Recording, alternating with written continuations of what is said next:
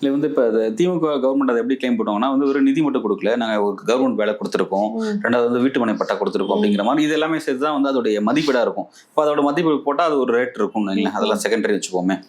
But வந்து என்னன்னா இப்ப அந்த இழப்பீடு அப்படிங்கிறது ஒரு டேமேஜ் கண்ட்ரோலோடைய ஆக்டிவிட்டி தான். ம். இந்த விஷயங்கள் அப்படிங்கிறது ஒரு ஒரு தவறு நடந்துருச்சு, காவல்துறையிலுடைய விசாரணையில் ஒரு பெரிய தவறு நடந்துருச்சு.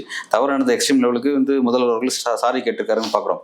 அது என்னன்னா சாரி கேட்டதா இருக்கட்டும், ரெண்டாவது வந்து இழப்பீடு கொடுத்ததா இருக்கட்டும், இந்த மாதிரியான விஷயங்கள் எல்லாமே தனிப்பட்ட அந்த குடும்பம் வந்து எந்த வகையிலும் ஒரு கோபம் கொள்ளாம இருக்கும். ஆளும் அரசின் மீதும் காவல்துறை மீதும் அந்த கோபம் கொள்ளாம அந்த ஒரு பர்சனல் ரிவெஞ்ச் அதை மாறாம இருக்கிறது அதை தணிக்கக்கூடிய ஒரு விஷயமா இருக்கும். ரெண்டாவது நீதி கிடைக்கும், சரியான நீதி கிடைக்கிறதுலாம் அந்த தனிப்பட்ட குடும்பம் வந்து அதில் திருப்தி அடைஞ்சுன்னு வச்சுக்கோங்களேன். ஆனா என்னன்னா இது வந்து இழப்பீடு தொகை எந்த கவர்மெண்ட் எவ்வளவு பண்ணாங்கலாம் தாண்டிட்டு நம்ம இது ஓவரால் இது எப்படி பார்க்கணும் அப்படின்னா, உண்மையிலே வந்து என்னன்னா இப்ப இந்த பிரச்சனைக்கு அப்புறம் எப்படி ஏற்பட்டிருக்கு அப்படின்னா வந்து இந்த சட்டத்தின் ஆட்சி நடக்கலையோ அப்படின்ற ஒரு அச்சம் ஏற்பட்டிருக்கு அப்படிங்கிறத நம்ம பார்க்கணும். ஏன்னா இப்போ காவல்துறை நினைச்சா யாரை வேணா எதுக்கு வேணாலும் கூட்டிட்டு போலாமா அப்படின்ற விஷயம். ரெண்டாவது ஒரு ஹையர் அபிஷியல்ஸ் சொன்னாங்கன்னா எந்த எக்ஸ்ட்ரீம் லெவலுக்கு அவங்க போவாங்களா?